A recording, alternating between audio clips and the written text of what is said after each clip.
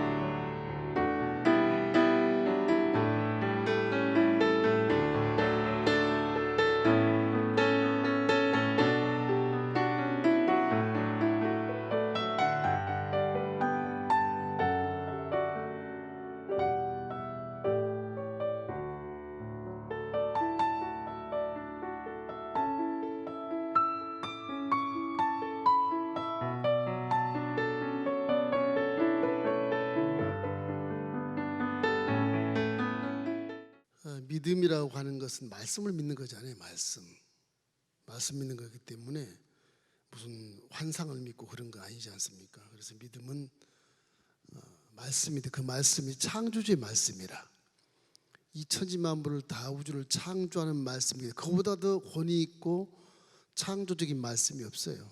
아무리 사람이 머리를 굴리고 세자리 IQ로 천재가 된다 해도 그건 한참 밑바닥에 있는 하나의 조그만 지혜에 불과한 것이고 실제 진리는 창조주의 권위로서 우주 만물 다 짓는 그런 권세가 있어요. 그리고 말씀을 믿는 겁니다. 시편은 그걸 얘기하는 거예요. 하나님 믿는데 하나님 말씀을 믿는 거예요. 말씀에 순종만 잘하면 복을 받게 돼 있어요. 근데 우리 말씀을 순종을 못하고 환경을 바라보면서 자꾸 말씀과의 갈등을 막 느끼는 거예요. 큰 임금의 명예에 의해서 내가 순종을 안 하기 때문에 갈등을 느끼는 거예요. 임금 명에 순종하면 갈등을 이유가 전혀 없어요. 죽으면 죽으라고, 가라면 가고, 오라면 오고. 예수님 당시에 로마의 백부장이 초대교회 신앙이들 보고 반했어. 이야, 저분들 어떻게 식민지하에서 저렇게 사랑을 할 수 있을까? 저런 헌신을 할 수 있을까? 아니, 죽게 생겼는데 왜 숨어서 저렇게 죽으려고 환장을 했나? 저런 신앙을 왜 갖지? 그러고 들춰보니까 감동스러운 거예요. 백부장이 하나님을 믿어요. 하신 말씀, 예수님이 가는데 길막을 막고, 선생님이시여, 제 하인이 병이 들었습니다. 좀 고쳐주십시오. 어디냐? 제 집에 있습니다. 가자. 오지 마십시오. 왜? 나도 100명의 신하가 있는데 오라면 오고 가라면 가는데 말씀만 하십시오. 그럼 내 하인의 병이 낫겠습니다. 그 말이 예수님 감동을 하시는 겁니다. 내가 유대인 이스라엘에서도 이런 믿음을 본 적이 없다. 이 백부장은 말씀이 무엇인가를 알고 있는 거예요. 말씀의 권세를 아는 거예요. 하나님이 말씀하시면 그대로 됩니다. 그게 믿음이, 그게 믿음이에요. 신약에서 그런 훌륭한 백부장의 믿음을 우리가 이제 성경에서 보고 있는데, 예수님은 1000년 전에 다윗은 그보다 더한 하나님 마음을 합당한 그런 믿음을 가졌기 때문에 하나님이 칭찬해 주시고, 성경에 수두룩한 다윗의 시편이 다 들어와 있는데 어떤 시인이고 어떤 문학가고 어떤 작가가 이 시편을 평가를 할 수가 없을 정도로, 그런 뭐 공부를 많이 한 사람도 아니고, 그저 하나님이 내 하나님인데 하나님 말씀이 내려오면 무조건 순종하는 그런 말씀에 절대 순종하는 자로서 그들은 왕이 되고 통일하고 이뤘단 말이에요. 그거 무사하게 받은 적도 없고요. 창 한 번 뭐 휘둘러 본 적이 없는 사람인데 전쟁이 나가면 백전백승하고 장군으로, 장군만 입었지 뭐 칼싸움 그런 거 못해요. 하나님 말씀에 쫓아감으로 하나님이 다 손을 들어서 물맷돌 돌려서 골리앗도 이기게 하시고, 그가 휘두르면 다 쓰러지고 자빠지고 또 그렇게 되는 거예요. 우리가 복을 받기 위해서는 시편을 잘 읽으면 우리 현실 생활에서 갈등 느끼는 데 한 것도 많이 깨달을 수 있어요. 아이고, 하나님, 내가 지금 어려운 일 다, 내가 지금 무덤에 내려간 것 같습니다. 좀 도와주십시오. 이런 것들. 내가 회개하오니 내 침상이 눈물로 다 적실 만큼 회개를 합니다. 우리 갈등을 다 얘기하고 있는 거예요. 이 시편이 그래서 우리에게 신앙의 영성을 굉장히 고조시켜주고, 하나님과 가까이 가서 좋은 그런 기도문과 같은 거, 우리 영성을 깨우는 그런 것이 시편입니다. 기도를 잘 미사여고 아름답게 내가 하기 어렵다 그래서 시편을 많이 읽으면 시편 속에 기가 막힌 미사 여구들이 많아요. 진실성 있는 단어들이 많고 번역도 잘 해놨어요. 우리나라의 번역을 얼마나 잘해놨는지 몰라. 믿음이라고 하면 말씀을 쫓는 거예요. 우리 2조 시대에 이런 내용들을 많이 볼 수 있어. 한강가의 역적을 망나이가 확 칼을 들어서 내리치려고 했을 때 어명이요 그러고 쫄병이 막 깃발로 달려오는 거예요. 그럼 이 장수가 망나이에게 멈춰라 그러거든. 어명이라 그러면 멈춰라.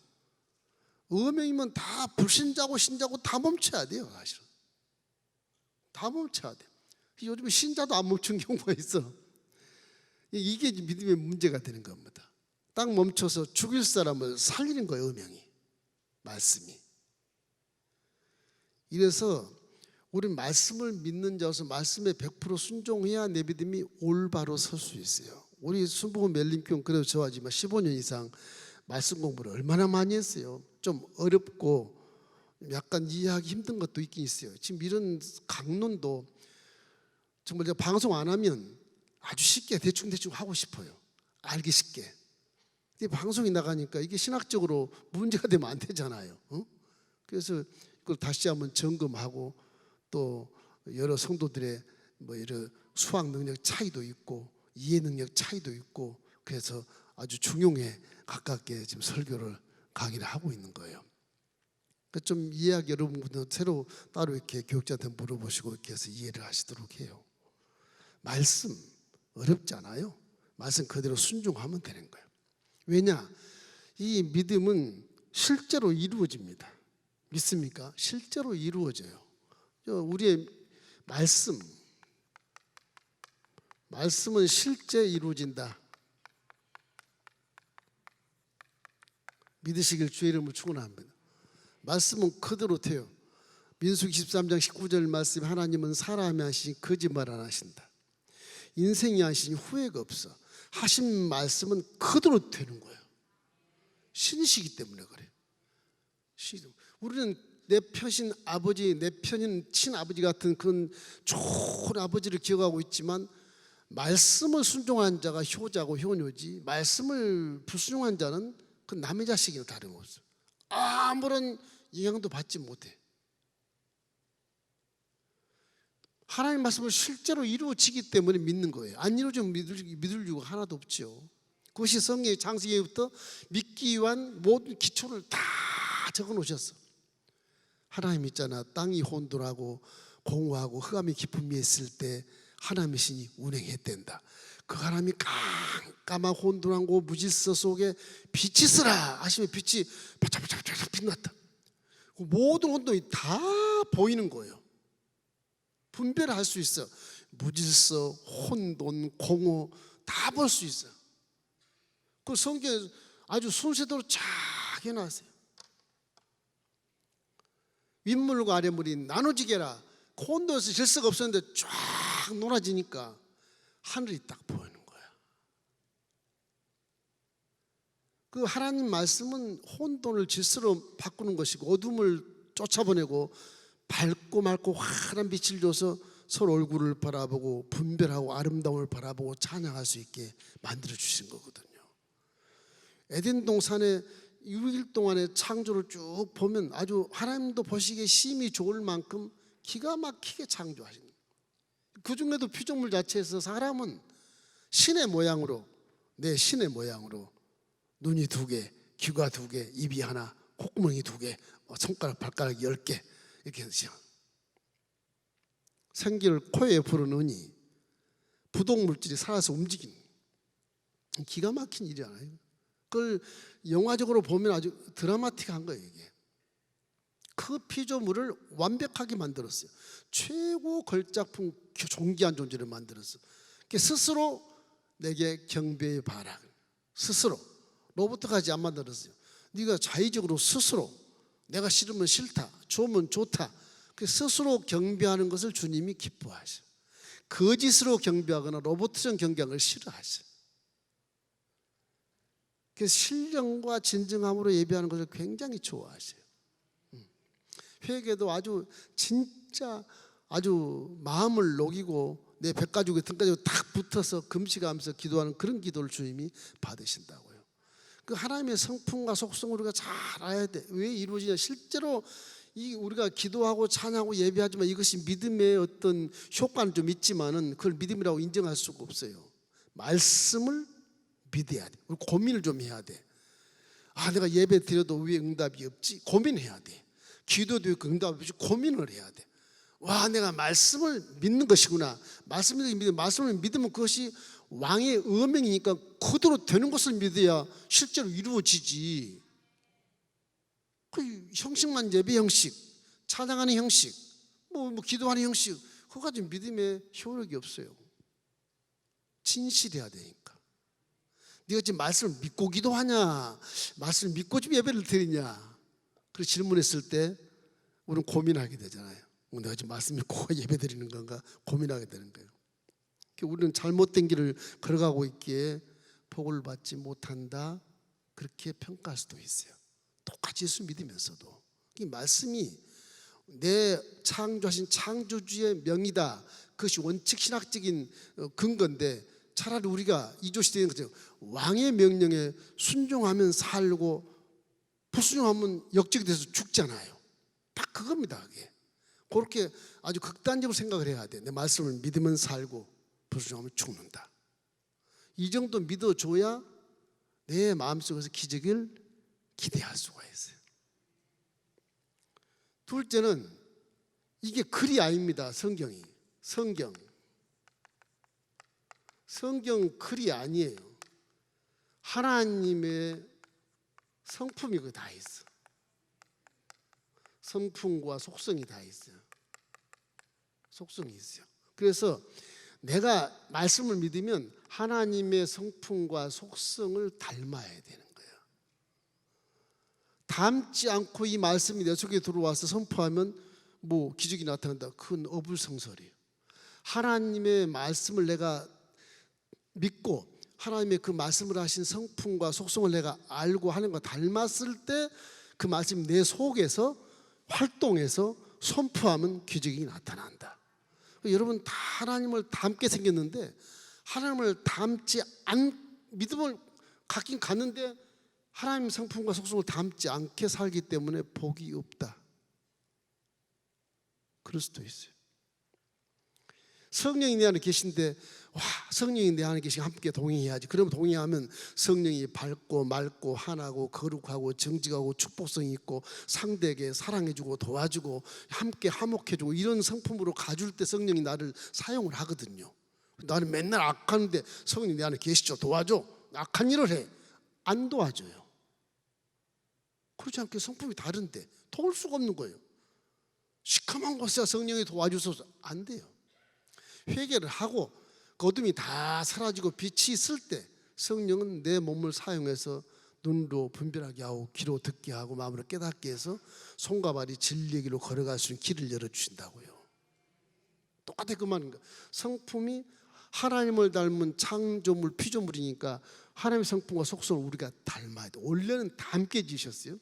지금도 많이 남아있어 죄지었지만 지금도 하나님을 떠났지만 우리도 꿈을 꿀 수 있고 우주를 막 날아갈 수 있는 그런 어마어마한 그런 두뇌를 사용하잖아요. 하나님을 떠난 두뇌가 이게 몇 프로, 6%인가 사용한다든가 그 과학자들이 이게 100%의 두뇌가 6%밖에 사용 안 하고 100년 동안 사는 거예요. 그만큼 하나님을 떠나서 소통이 안 되므로 이것이 밖으로 효과를 발생하지 없는 거예요. 그 예수를 믿고 나면 이거 6%의 두뇌가 100%로 회전해서 발전한다. 그럼 그 사람은 만재가 됩니다. 만재가 돼.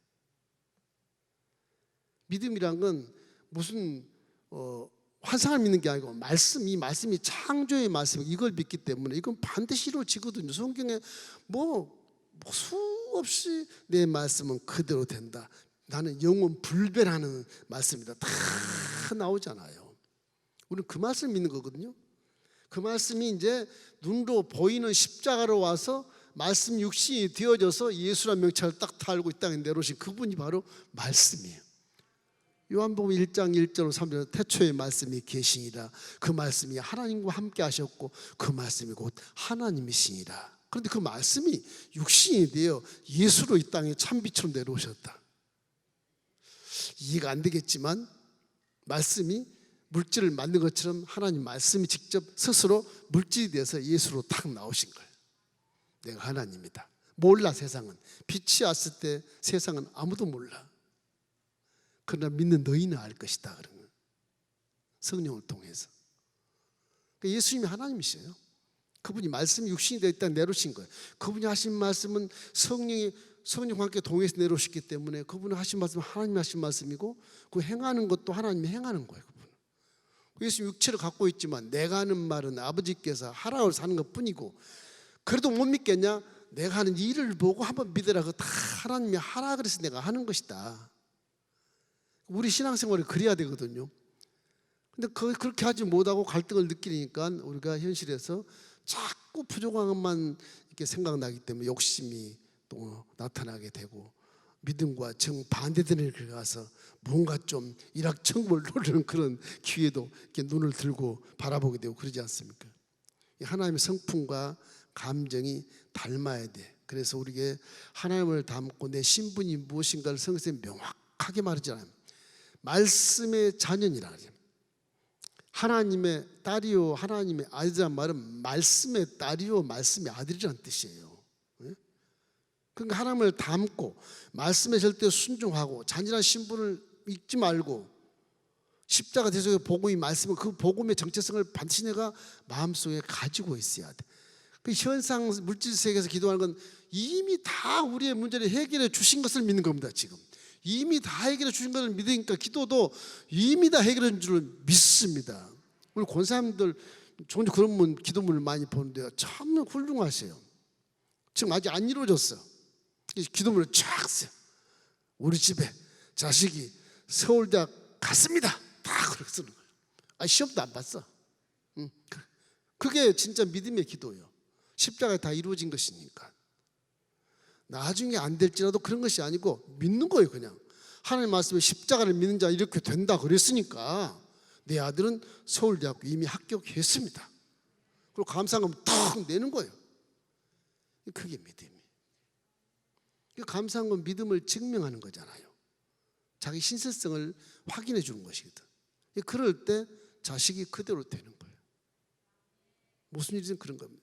이래서 믿음은 돈이나 뭐 병을 치료하는 것을 많이 원하는데 돈이나 병처럼 저 밑에 한참 밑에 생각할 거예요. 그건 한 뭐 10번째쯤 될 거예요. 우리는 돈, 뭐 믿음 이걸 많이 기도하는데 그게 아니고 믿음이란 건 복받을 그 통치의 법이 들어 있습니다. 통치의 법.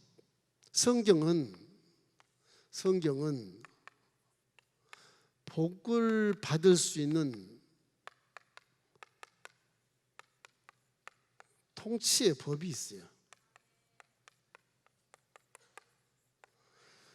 복받는 통치의 법, 이것이 말씀의 법이거든요.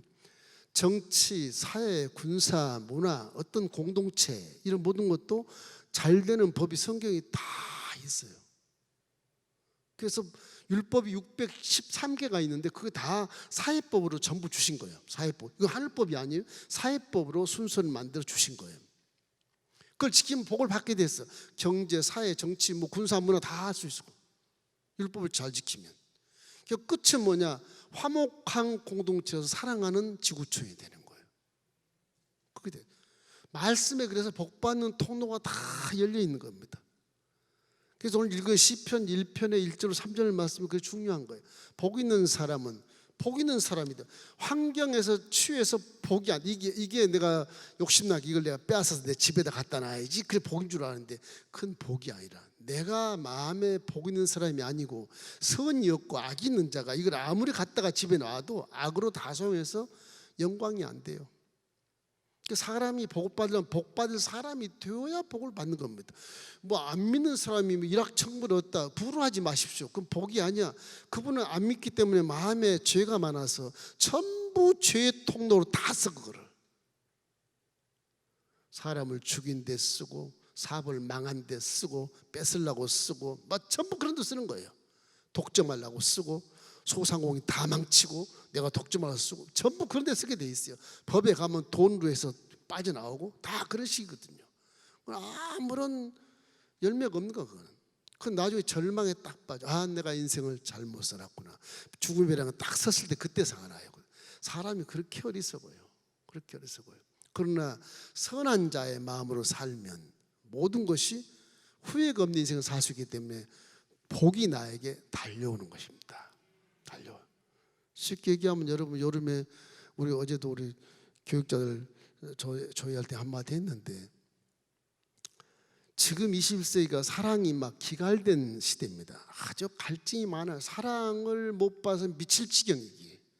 다 물고 찢고 싸우고 속이고 막 법에 제소하고 이 법조 애들이 바빠서 잠을 못 자. 얼마나 일들이 많이 벌어지는지 구치소가 꽉꽉 차 있어요. 이런 시대에 우리가 조그만 사랑을 해도 상대가 모르는 사람도 감동을 해요. 감동을. 요즘에 전도하기가 굉장히 좋아요. 사실은 다 잘 살고 평안하고 그 전도 안 되고 그때는요. 이렇게 막 모두 마음들이 각박하고 사막 같은 마음이고 어디를 가도 조심스럽고 막 밤에 어디 다니기 힘들고 두렵고 이럴 때 사랑을 하면 그 사랑이 전도에 기가 막힌 효과를 발생해요. 좀 전도하시기를 주의 이름으로 축원합니다. 전도하는 상급이 크기 때문에 하는 말이, 그것도 복의 제일의 복일 수 있어요, 전도가. 그래서 성경은 전도로 상급을 준다고 말하는 것입니다. 그래서 복받을 통치의 법이 말씀에 다 있어. 그 근거는 뭐냐? 말씀으로 세상을 창조해서 이렇게 아름다운 동산을 만들어 놓았단 말이에요. 이게 다 선한 것으로 만들어 놓은 것인데 마귀에게 빼앗긴 거야, 아담과 하와가. 신약이 나오고 마태복음 보면 네가 나에게 준 것을 내가 줄게, 그렇게 나와요. 예수님은 시험할 때 내가 언제 줬어? 네 할아버지 아담이 나한테 준 거야, 이 땅을. 네가 나한테 절하면 내가 줄게, 천하만국을 다 줄게. 근거가 딱 나와 있어요. 그게 죄를 통해서 마귀 영역으로 이게 다 뺏긴 거예요. 빼앗긴 대로도 포문오는가. 일제 36년기의 강점기에 그런 엄청난 이상화 시인의 그런 제목을 보면 눈물 나요. 이게 빼앗긴 데도 포문 올까? 들도 빼앗겼으니 봄은 오지 않겠지. 봄이 와봐야 다 내게 한 거 다 수탈돼 가버리니까 그냥 우리 빈손이고 굶어 죽어야 되는 거, 일본 놈이 다 가지고 와야 되는 거. 이런 그 주님이 주신 지분을 빼앗기면 식민자에서 그냥 마귀의 노비가 돼버린 그런 신앙을 갖게 돼요. 항상 우리는 이 말씀을 대할 때, 믿음을 할 때 저 말씀 속에 복이 있다, 그렇게 해야 돼요. 탄광 속에 노자지가 있는 것이 아니라 말씀 속에 복이 있다, 그렇게 믿어야 돼요. 그 말씀이 뭐예요? 음명이라니까. 음명. 임금이 명하면 그냥 주는 거예요. 뭐 노력 안 해도 임금이 명하면, 언제가 내가 시골에 한번 갔더니 그 주막에 들렸더니 그 집 주막 부인이 왕시여 이 옆에 효자가 하나 있는데 한번 가보시죠. 딱 갔더니 효자가 아주 어머니를 다 마루에 앉혀놓고 발을 씻겨주는 거. 그놈 참 효자로다. 임금이 왕궁에들어 불러, 그 사람 불러라. 그래갖고 한꺼번에 막 그냥 논 대마지기를 주시는 거야. 그 부자가 되는 거예요. 왕의 음명이라는 것은 따지지 않습니다. 왕한테 딱 한번 찍히면 그냥 그대로 되는 거예요. 그대로. 지금도 늦지 않았어요. 여러분이 아브라함처럼, 이삭처럼 한 번 그냥 순종했던 일생을 복받는 이삭처럼, 우리가 지난 세월에 많은 것이 어려운 거에 쥐가 있거든. 회개를 싹 한 다음에 한 번 충성을 딱 해서 제대로 믿음을 지키고 신령과 진정으로 믿음을 갖게 되면 기적을 체험할 수 있어요. 할렐루야. 주님은 긍휼하신 분이고 인자하신 분이기 때문에 현실을 딱 믿음을 보고 복을 주시게 되어 있어요. 우리 믿음이 막 성장하려고 말씀을 가르치지만 그렇게 안 가르쳐도 어떻게 보면 하나님의 마음을 알고 다윗처럼 음영처럼 생각하면 다윗은 안 배워도 복을 받잖아요.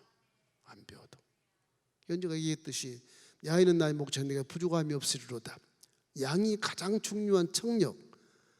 눈이 흐려서 임의 답도 목자 죽은지 몰라, 막인지 일인지도 몰라. 청력을 가지고 뛰어가요. 청력 가지고 목자한테 막 뛰어가는 거예요. 귀 있는 자는 들을지어다. 뭘 들어? 말씀을 들어요. 보는 거 갖고 믿잖아요. 말씀을 믿는 거지. 그게 다윗이 그래서 하나님 마음에 합한 자가 된 거거든. 자기는 양치기로서 그런 하나님의 마음을 잘 알 수 있는 기가 막힌 영성을 양치기 때 많이 배워요. 모세도 양치기 40년 하면서 인생을 리드하는 그런 모습을 잘 알아요. 우리는 다 양 같아서 목자 이런 양은 각기 제 길로 가, 그릇된 길로 가, 화목도 안 돼. 그러나 예수님은 그 무리의 죄악을 다 담당했기 때문에 이제 목자 이런 양들이 목자 있는 양으로 거듭나서 하나님 자녀가 되고 말씀을, 목자의 말씀을 그대로 듣고 순종하면 푸른 초장과 쉴만한 물가로 인도되는 것이요. 복은 그래서 복 있는 사람이 되어야 복을 받는 거예요. 시편 1편 복 있는 사람은 그래서 악인의 길을 따르지 않아야 돼요. 죄인의 길은 아예 서지 않아야 돼요. 오만하고 교만한 자리에 앉지도 말아야 돼. 항상 겸손해야 돼. 겸손해도 얼마든지 복을 받을 수 있어. 겸손해도 얼마든지 전쟁 이길 수 있고, 행복이 안 되려도 얼마든지 전쟁 이길 수 있어. 왜? 하나님이 때리면 행복이고 뭐 필요 없어요. 그래서 기도가 위력을 나타내는 거예요. 왜? 말씀의 능력이 발생되기 때문에 그런 거죠. 이런 것을 시편에서 쭉 얘기를 해요. 복 있는 사람은 복을 받고 이 말씀을 믿지 않은 사람은 악인이고 겨가 이렇게 바람에 날린 것 같다 그렇게 말해. 이것이 시편의 가장 기초적인 내용들입니다. 이게 말씀. 그래서 말씀을 여러분이 그냥 말씀 그러지 말고 와 임금님의 말씀입니다. 임금님 말 안 들으면 역적이니까 죽어요. 죽는다니까. 죽음과 삶의 가운데 딱 말씀을 들어 말씀 쪽으로 딱 쫓아가서 그걸 순종을 해야 돼. 순종 안 하면 죽어버려. 역적으로. 순종 안 하면 영적으로는 마귀의 노비가 되는 거예요. 그 노비가 되겠습니까? 복을 받겠습니까? 왕의 백성이 되겠습니까? 노비가 되겠습니까? 다 왕의 백성이 되기를 원하는데 말씀을 심각하게 생각하지 않거든. 그 믿음의 그건 희석이 돼서 믿음의 효과가 없는 것입니다. 그래서 항상 우리는 말씀을 알고 하나님을 자꾸 바라봐야 돼. 어디를 봐야 하냐? 믿음의 온전케 하신 예수를 바라보십시오. 예수가 말씀이니까. 예수님을 바라보면 십자가가 보여.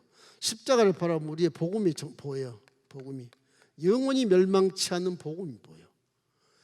그 전체 말씀을 십자가로 딱 묶어가지고서 키포인트로 역사적으로 눈으로 보이게 만지게 피가 뚝뚝 떨어지는 것을 다 보게 백성들이 막 통고하는 것을 보고 막 전체가 다 눈으로 본 역사에 기록되게 만들어.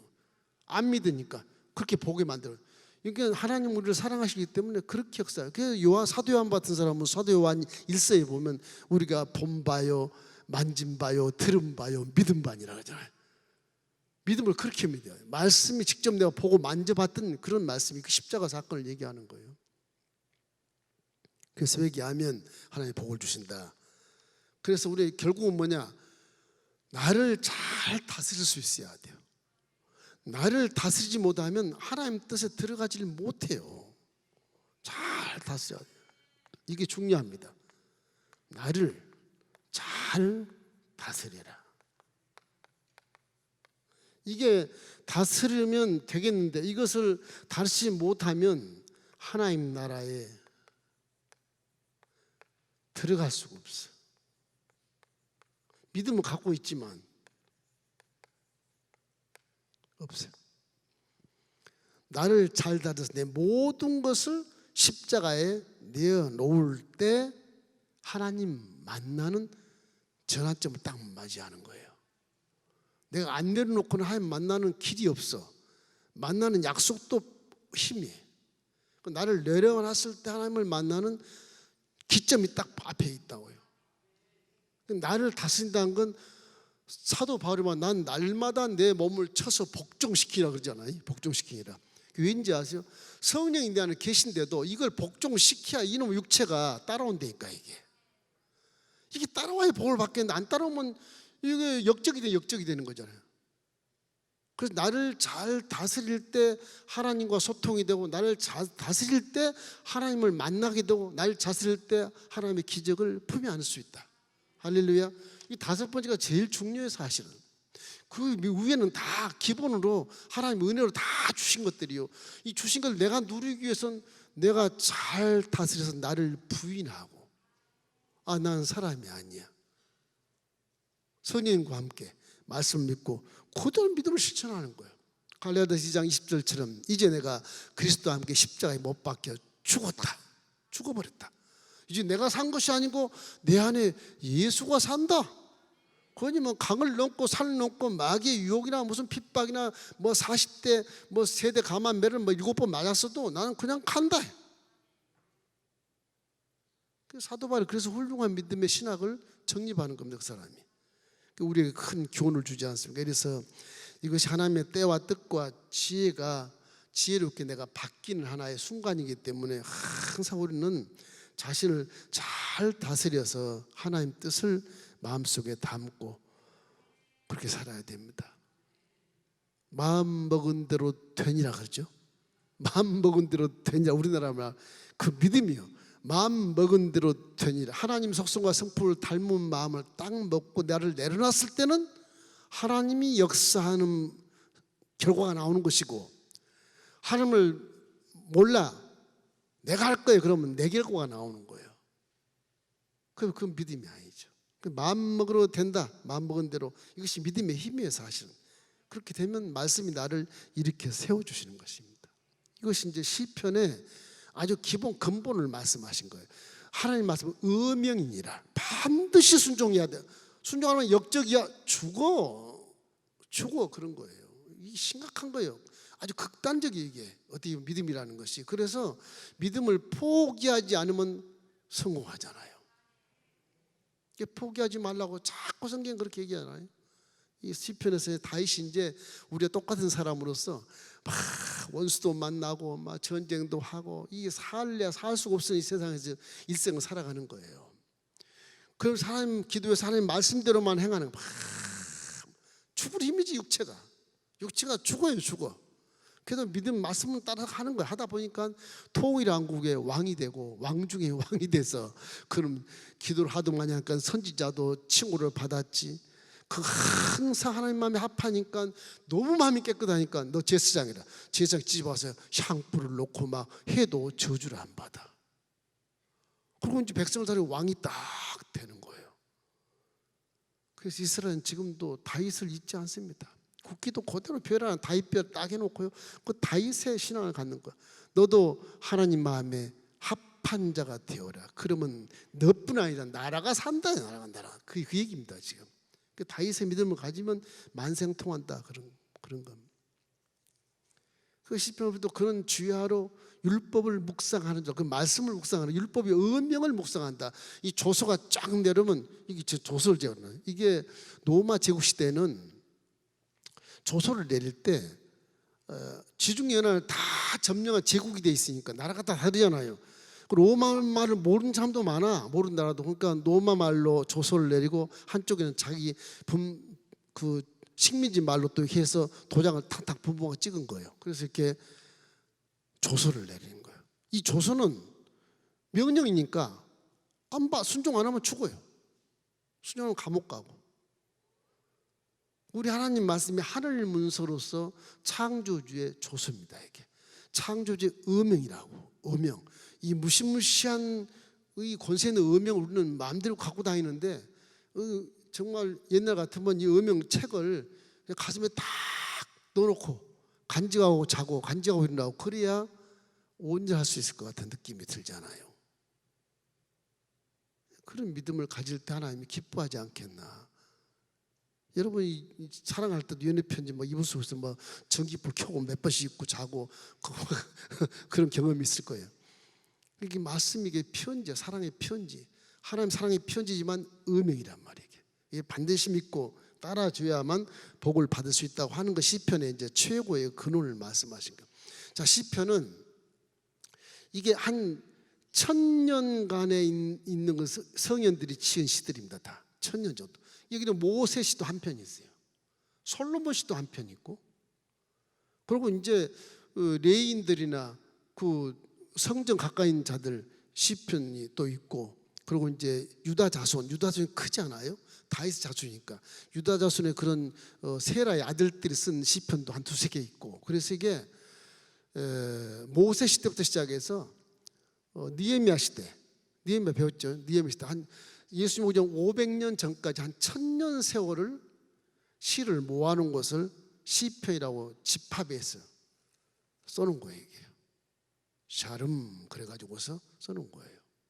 이게 대다수가 이제 다윗의 시편이지만 이 시편이 우리 신앙에 굉장한 도움을 주고 영성을 깊이 할 수 있는 좋은 그런 기도문 같은 그런 시편들이고, 이 시편을 읽으면서 성경을 어느 정도 알면 하나님 마음을 이렇게 깨달으면서 기도할 수 있겠구나 하는 것을 배울 수가 있어요. 그 다윗이 기도하는 모습 보면 하나님이 이 말을 안 들을 수가 없게 안 들을 수가 없게 처절하게 기도하는 모습이 많아요. 이게 우리가 표현할 수 없는 것을 표현해 다윗은. 그리고 아주 헬라어인데도 잘 이렇게 우리나라 말로 번역을 잘 해놨어요. 아주 잘 해놨어요. 이래서 그 제2성전 수룹바벨 성전이 지어질 때까지 모세 때부터 그래서 한 1000년 정도 세월을 모아놓은 것이다. 그렇게 아시면 되고요. 이게는 이제 개인의 어떤 신앙의 기쁨, 슬픔, 뭐 찬양, 여러 가지 고백 이런 것들의 교훈을 주기 위해서 시처럼 써놨는데, 그래서 시가서라 그래. 시가서. 근데 시처럼 써 기도문이나 똑같은 것인데, 이렇게 내용을 보면은 이제 우리가 살면서 도움을 요청하는 탄원시 같은 게 있어요. 좀 도와주십시오. 이런 거 있잖아요. 탄원시. 사람이 감옥에 들어가면 탄원하잖아요. 이 탄원시, 도움을 요청하는 거, 탄원시. 그리고 또 지혜시, 지혜. 어떻게 지혜를 좀 주십시오. 이래서 아주 그런 교훈과 지혜를 가리키는 지혜. 기도문도 그래서 여기서 많이 배울 수 있어요. 그 다음에 이제 왕권의 제왕시라 그래서 만든 거겠지만 왕들이 이렇게 왕의 모습으로 이렇게 찬양하는 거. 하나님은 왕이십니다. 만왕의 왕이십니다. 이런 하나님의 영광을, 왕권을 찬양하는 찬양시. 그 다음에 개인이나 공동체, 그 다음에 찬양시.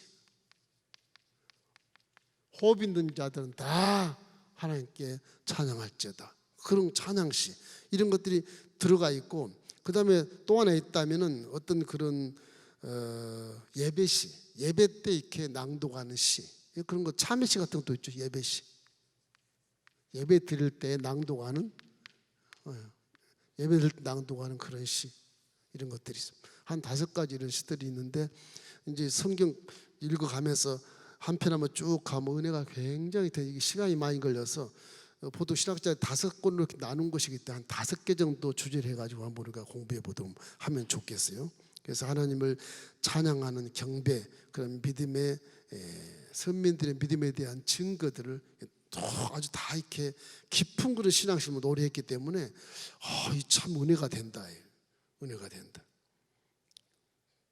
그 다음에 여기 내용 보면 예수님이 이제 시편에 자신에 대한 기록이 된 말씀이라고 하셨고, 선자들도 왕권을 가지고는 그리스도의 그런 증거를 세우는 것입니다. 그래서 구원의 복음을 목적으로 이렇게 기록했는데, 다윗의 후손이 구원받는다는 그 목적으로 다윗이 전체 시의 대다수를 차지하니까 그 다윗의 결국 시가 나중에 구원을 목적으로 향하는 시다. 그 다윗이 얼마나 훌륭해요.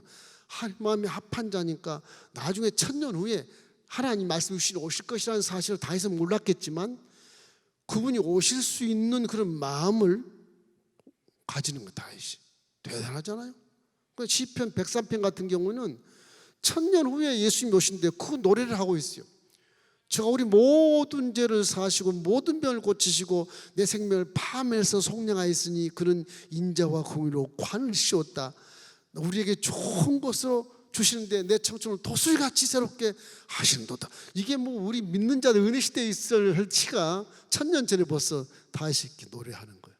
대단합니다. 다윗이. 뭐 믿음에서 아브라함이 있어도 따라오지 못해요. 다윗 따라오지 못해요.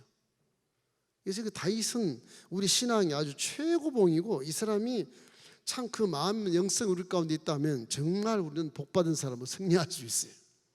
그런 것입니다. 이렇게 해서 구원이 복을 가져오는데 복이 없는 사람, 복 받은 사람, 이 2가지를 딱 논아가지고서 이제 2가지 삶을 얘기해서 시편은 구원이 어디서 오는지를 알려주고 있어요. 시편 3절로 8절에 보면 구원은 야곱께 있사오니 주의 복을 주의 백성에게 내리소서. 이게 다윗이 원하는 거예요. 그래서 어리석은 자는 하나님이 없다고 이렇게 여러 번 말을 해요. 시편 14편 어리석은 자는 그의 마음에 이르기를 하나님이 없다 하는도다. 그들은 부패하고 행실이 가증하니 선을 행한 자가 없도다. 그러니까 어명을 듣는 자는 선한 자로 바뀌는데 어명을 듣지 않고 행하지 않는 자는 전부 부패하고 선을 행한 자가 하나도 없고 전부 악을 행하니까 모든 사람이 죄를 범하였으며 하나님의 영광에 이르지 못하는 그런 세계를 만들어서 인류 천년이 전부 다 피나는 전쟁으로 다 기록하고 있는 거예요. 원인이 거기 있어요. 말씀을 순종 안 하기 때문에 원인이 전부 역적으로 나가는, 역적으로. 역적들끼리 싸우다 죽이고 그러는 것입니다. 그래서 시편 7편 12절에 보면 다윗이 이렇게 합니다. 사람이 회개하지 아니하면 그가 그의 칼을 가심이며 그의 활을 이미 당기어 예비하셨도다. 지금 활이 지금 딱 당겨서 막 돌아다니는 거지. 돌아다니는 거. 복음의 말씀도 예수님 십자가 대속 이후에 복음의 말씀이 화살같이 막 돌아다니 우리가 전도 한번 확 뺏기고 구원하게 되고 선택하게 되고 그런 식 4천 활동에 그런 것을 지금 말씀해 주는 거예요. 그 다윗의 영성이 대단한 분입니다. 대단한 분이에요. 이 모든 것은 내용이 뭐냐? 하나님의 계획이라고 그래요. 지구촌을 살리기 위한 하나님의 계획이다, 그렇게 말해요. 그래서 은혜로 구원에 복 있는 사람들이 이제 찬송하고 즐거운 소리로 아름답게 연주하는 그 원천적인 피조물로 만들기 위한 하나님의 구원의 계획이에요. 우리 성가대가 있지만 저렇게 연주하고 찬양하는 것, 이런 것도 주님이 가장 좋아하시고 우리 피조물의 근본입니다. 땅들이여 찬양할지어다, 섬들이여 찬양할지어다, 나무들이여 찬양할지어다. 사실은 호흡인 사람이 하나님께 찬양할 수 있도록 처음에 만드신 거예요. 언어가 하나인데 거의 다 찬양을 하는 마음으로 말을 했어요. 노래하면서 살아야 돼. 그럼 싸움도 없고 그래요. 아무리 노래하면서 싸워보시면 싸움이 되나? 안 돼. 노래하면서 싸우면. 그래서 이사야 43장 21절에 보면 이런 말씀. 이 백성은 내가 나를 위하여 지었나니 나를 찬송하려 하려 함이라. 당신을 위해서 백성을 지었대요. 찬송하게. 그 스스로 찬송하기 위해서 완벽하게 지어놓은 거죠. 그러니까 스스로 배반할 수도 있는 거예요, 이게. 근데 하나님은 스스로 찬송한 자, 스스로 순종한 자에 복이 있다고 말씀하시거든요. 하나님 전지전능하시니까 그러는 거죠. 자, 여기서 이제 마지막으로 체험신앙의 교훈을 좀 우리가 좀 알았으면 좋겠어요. 체험신앙. 이 체험신앙 참 이게 중요한 겁니다. 우리가 예수를 믿고 의지하면서 이 체험신앙이 없으면 믿음이 흔들릴 수 있어요. 딱 하나만 만나봐야 돼. 한번 딱 만나면 무슨 일을 만나고 비가 오고 눈이 오고 바람이 불어도 딱 서 있어요. 딱 서 있어요. 근데 체험이 없으면 그냥 뿌리채 뽑혀서 어이쿠무시라 그러면 날아가 버려. 교회 안 나버려. 그 사람 나중에 가서 한 번 이렇게 구원받은 자기 때문에 하나님 가만 안 둡니다. 밖에 나가 살다가 더 심하게 되고 나중에 기어서 들어와. 그 또 회개하게 만들어 구원시키는 거예요. 이 깨닫는 것이 굉장히 중요해요. 우리가 머리가 어중해서 깨달을 수 없으니까 그냥 어떻게 보면 뭐 쉬운 얘기지만 무조건 그냥 믿고 순종해버린 게 내 신상에 가장 편하지, 이걸 따지고 하다는 아무것도 안 돼, 이게. 그 이유를 알 수 없는 고난에 처할 때 거기는 반드시 하나님의 뜻이 있다. 믿습니까? 그걸 알아야 됩니다. 이유 없이 내가 고난당할 때가 가끔 있잖아요. 이유 없이. 이게 참 세상 말로 정말 어떻게 할 바를 몰라. 근데 왜 그러는 거야 나한테? 그래도 거기에는 하나님의 뜻이 있어. 지금 내 현실 앞에 고난을 갖다 준 이유는 하나님이 허락하신 거거든. 마귀가 갖다 둔 마귀한테도 하나님이 허락했으니 갖다 준 것이 마귀 지 맘대로 안 갖다 둬요. 고난이 딱 왔으면 아, 내 앞에 고난이 왔구나. 그래, 하나님이 고난을 내 이긴다고 말씀하셨고 고난 때는 복이 있다고 말씀하셨으니 고난아 와라 덤벼. 쪼벅쪼벅 가서 고난한테 승리해버리는 거예요. 왜? 다 승리할 수 있게 하나님은 고난을 허락하시기 때문에 그래요. 두려울 이유가 전혀 없는 거예요. 고난이 우리 삶을 덮쳐서 막 숨쉬기조차 힘겨울 때 항상 말씀을 기억해야 돼요.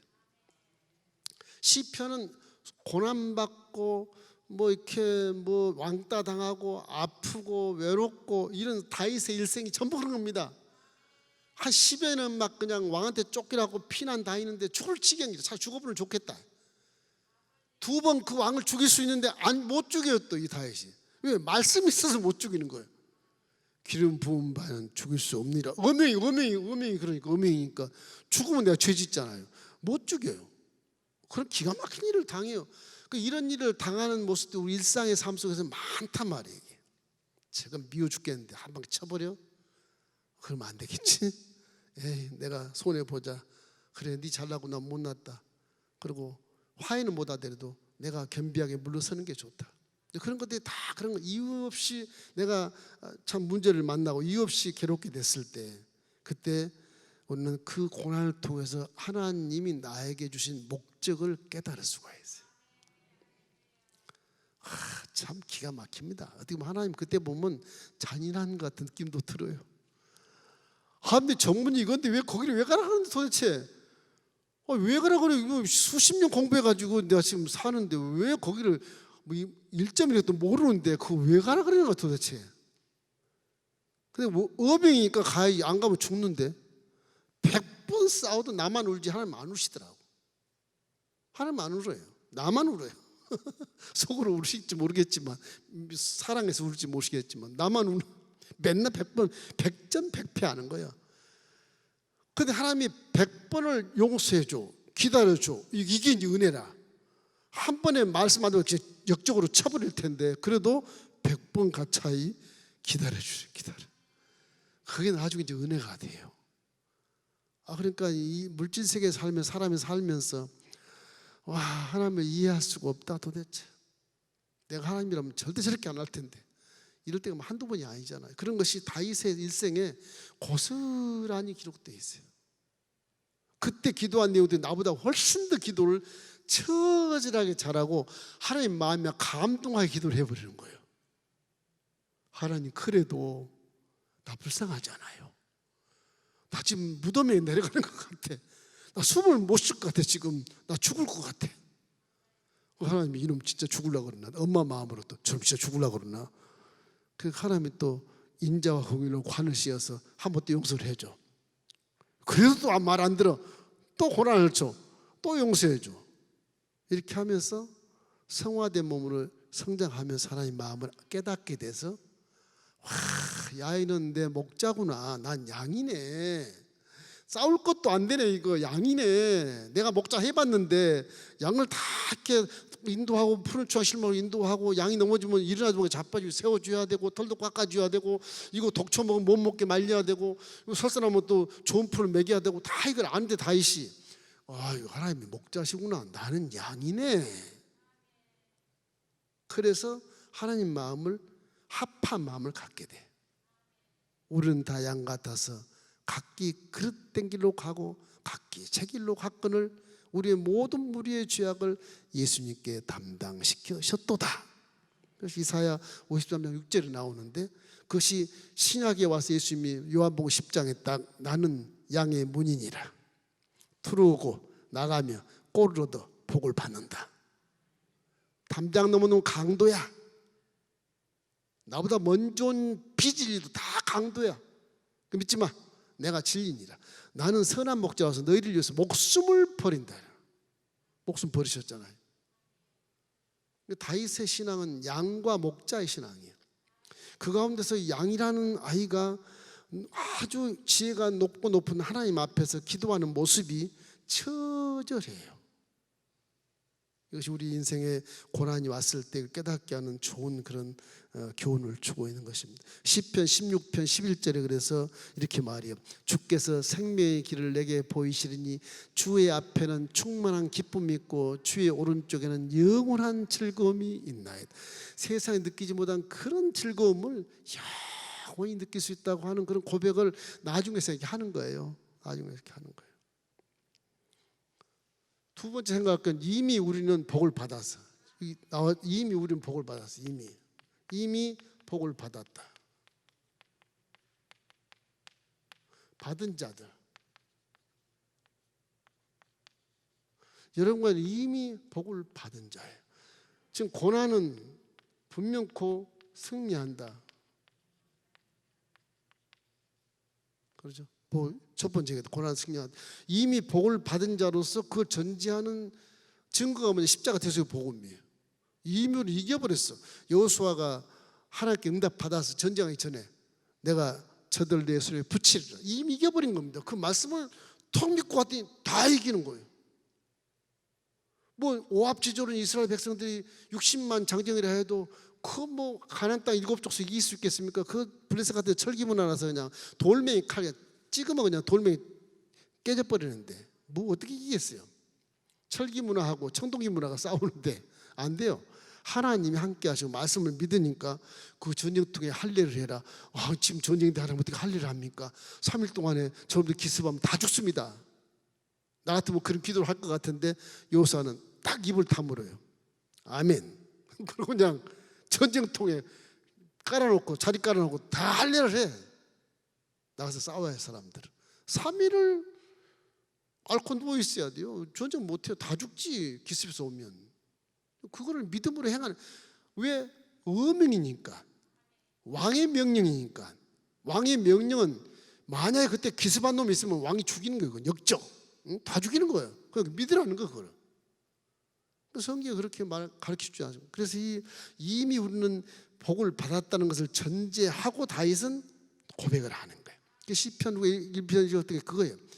복 있는 사람을 이미 전제하고 율법을 주야로 묵상하고 순종하라는 겁니다.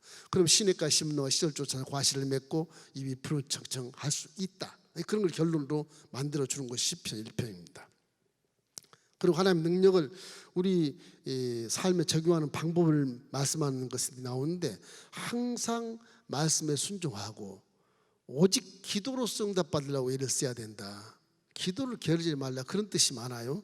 그 다음에 분별력을 가져라. 기도 많이 하면 분별력 가질 수 있어요. 그렇기 때문에 우리는 어떤 소문난 식당 가면 줄을 막 서 있잖아요. 소문나지 않은 식당 줄이 없고 차도 몇 개 없잖아요. 그 분별하는 것처럼 기도를 많이 하면 우리가 분별력이 생기는 것입니다. 모든 것이 사명을 위해서 주는 것이기 때문에 이제 좌우로 치우치지 말고 미혹과 유혹에 끌려가지 말아라. 이런 것들이 이제 다윗이 원하는 것들이에요. 이 연극 배우가 자기 차례가 이제 돼서 무대에 막 올라가려고 하는데 지나가던 사람이 시비를 걸고 막 조롱을 하는 거예요. 화가 나가지고 이 사람, 그 사람하고 싸우다가 연극에 내 일을 못 하는 거예요. 시비와 그런 걸림돌을 다 뒤로 하고 우선 내 할 사명을 먼저 감당하라는 거예요. 그래야 연극이 잘 되지 않겠냐, 관객이 되고 거기에 복이 있지 않겠냐, 그런 말씀을 하는 것처럼 그런 의미를 부여해 준 것입니다. 어리석은 배우는 자꾸 자기가 무대로 지금 연기해야 될 차례인데 밖에서 막 싸우고 있어. 그러면 그 무대 다 망치고 남도 망치고 다 망치잖아요. 참는 개념보다도 내 사명을 알고 먼저 가는 것, 최우선적. 너희는 그의 나라의 의를 먼저 구해라. 그리하면 이 모든 것을 더하시리라. 이 물질과 내 사명이 함께 딱 있을 때, 이 물질 이거 취하면 너무나 좋겠다. 이걸 취하다는 이게 사명이 감당을 못해. 연관을 가리지 않아요. 그 잘못된 거. 물질보다는 내 사명 쪽으로 가야 돼. 이걸 놔두고 가면 이 물질보다 더 큰 것을 사명 감당할 때 주시는 거예요. 항상 그렇게 생각하셔야 돼. 우리는 자꾸 물질 세계에서 눈에 보이는 것이 유혹하고 미혹하기 때문에 자꾸 이렇게 물질로 빠져요. 특별히 사업하신 분들 항상 그날 의를 먼저 구하시길 주의 이름으로 축원합니다. 성도에게 시비 거는 그런 이유들은요, 우리가 고귀한 자로서 구원받은 자로서 질투가 나서 마귀가 그렇게 하는 거예요. 유혹을 딱 하는 거예요. 그 덥석 물면 안 돼요. 사람들이 시비 거는데 자꾸 참지 못하고 싸우다가 결국에는 무대에 올라가지도 못하고 연기도 못하고 다 무대까지 다 망쳐버리는 그런 일들을 많이 행할 때가 많습니다. 그래서 시편 39편 1절을 함께 읽겠습니다. 내가 말하기를 나의 행위를 조심하여 내 혀로 범죄하지 아니하리니 악이 내 앞에 있을 때 내가 내 입에 재갈을 먹이리라 하였도다. 그 야고보서 보면 입을 조심하라 그러잖아요. 이 잠언서에 보면 입의 권세가 죽고 사는 권세가 혀에 달다 그러잖아요. 다 연관된 거예요. 그게. 그래서 솔로몬이 아버지한테 배운 거예요. 그게. 잠언서에 쓴 거는. 그래서 우리는 항상 말을 조심하고 선한 말을 베풀어야 된다. 자, 그래서 이 시편의 전체를 파악해 보면 다윗이 이 믿음의 철학을 갖는데 어떤 철학이냐? 첫째는 믿음을 지키고 잠잠히 기도하고 기다리는 모습이 딱 보여요. 물론 의문 같은 말씀을 믿는 겁니다. 의문 같은 말씀을 믿고 그 믿음을 딱 지키는 거예요. 그리고 잠잠히 기도를 많이 해. 그리고 기다려요. 이 기다리는 게 굉장히 어려운데 기다려요. 그리고 가능하면 세상에 빛이 돼야 되고 너무 자만하지 말고 겸손해야 돼. 이 5가지가 다윗의 그 신앙의 모습이에요. 모습. 그래서 이 시편이 좀 이제 영적으로 깊으니까 좀 이해하기 힘든 건 별로 없어요. 아주 쉽게 번역을 해놔서 여러분 마음에 쏙쏙 들어오게 돼 있어요. 읽기만 해도 다 할 수 있게 돼 있어요. 내 심령과 비슷하네 다윗이, 이럴 때가 많다고요. 이 시편을 보면서 은혜 받기를 주님의 이름으로 축원합니다.